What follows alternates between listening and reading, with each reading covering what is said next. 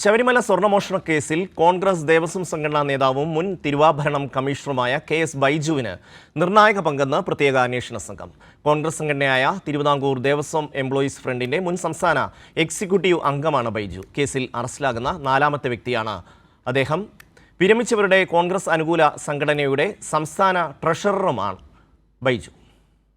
ശബരിമല സ്വർണ്ണമോഷണ കേസിൽ കോൺഗ്രസ് ദേവസ്വം സംഘടനാ നേതാവായ KS ബൈജു പ്രത്യേക അന്വേഷണ സംഘത്തിന് മുന്നിലെത്തിയതോടെ കേസിൽ കോൺഗ്രസിനുള്ള പങ്കുകൂടി വ്യക്തമാവുകയാണ്. ദ്വാരപാലക ശില്പപാളികളിലെ സ്വർണം കവർന്ന കേസിൽ 7ാം പ്രതിയും കട്ടിളപ്പാളിയിലെ സ്വർണം കവർന്ന കേസിൽ 4ാം പ്രതിയുമാണ് KS ബൈജു.